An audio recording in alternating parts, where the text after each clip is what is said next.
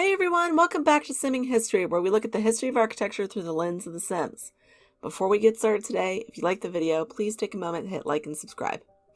Today, one more time, we're celebrating World Architecture Day by building a real-life iconic home, the Glass House by Philip Johnson. Philip Johnson once said of his home, quote, "The only house in the world where you can see the sunset and the moonrise at the same time, standing in the same place."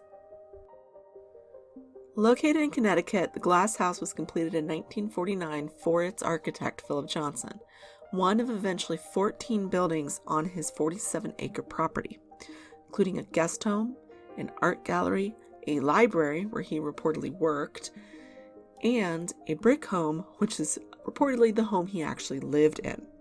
He apparently didn't actually live in the Glass House. You'll see why. It's extremely minimalistic. Where would you put all your things? The house was one of the first of the international style in the United States and was inspired by Mies van der Rohe's Farnsworth House. The exterior is simply large glass windows, with a door in the center of each exterior wall.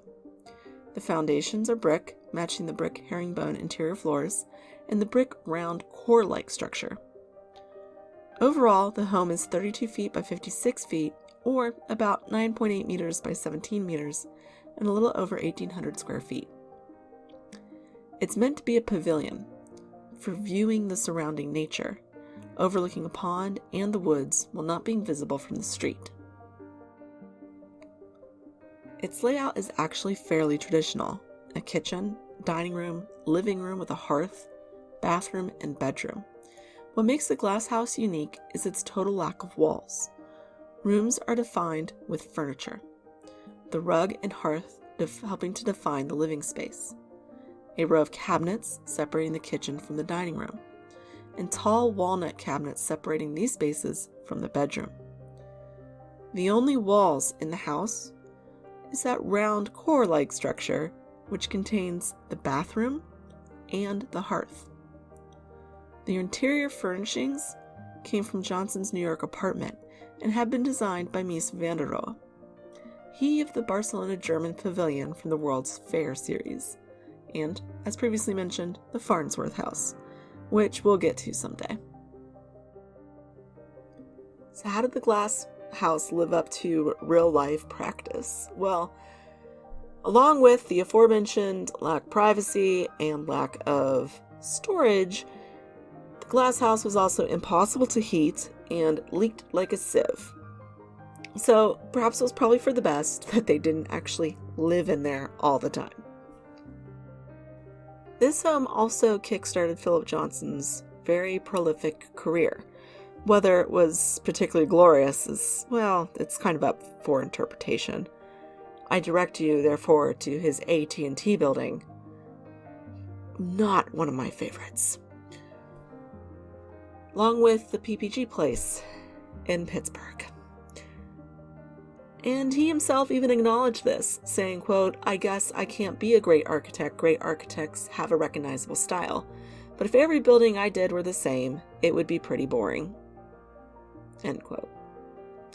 I can't say any of his buildings look the same. On one hand, for example, you have the AT&T building. And then on the complete opposite side, you have the Glass House or the MoMA Sculpture Garden in New York City. There really is no set design with him. Some of them have lasted longer in popularity than others. Some are viewed sort of as complete busts. Again, AT&T building.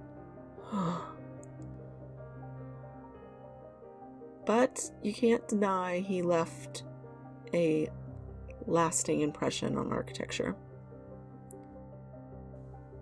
And unfortunately, just like with Le Corbusier, Philip Johnson is not without his controversies, and it turns out pretty much the same ones. He wrote several things defending Nazi Germany. He was sympathetic towards Nazi Germany, promoted them as the rightful German government, and was even investigated repeatedly by the FBI. Eventually, he did come to regret that support, saying in 1993, quote, "I have no excuse for such unbelievable stupidity," end quote. And as early as 1956, he donated a design to a synagogue in Port Chester, New York, in an attempt to ask for forgiveness. His support of Nazi Germany is really quite surprising. He had been out as a gay man since the 1930s. At the time of his death in 2005, he had a basically lifetime partner of 45 years. What can you say? He was a very complicated human being. And today, the house was declared a National Historic Landmark in 1997 and is now owned and operated by the National Trust for Historic Preservation, and you can visit. The home is open for tours, and the website is linked down below. So thanks for joining me today as we took a look at the glass house. I'll see you all next time for the Halloween build.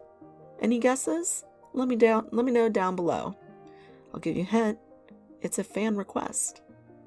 Until then, you can find me on Instagram at Simming History and on Sims 4 Gallery at Simming History, where there'll be playable versions of this and many other builds. Thanks to all the new subs. If you haven't yet, hit subscribe. When we hit 1,000 subs, I will do a live build. So subscribe and share. I'll see you all next time. Until then, bye!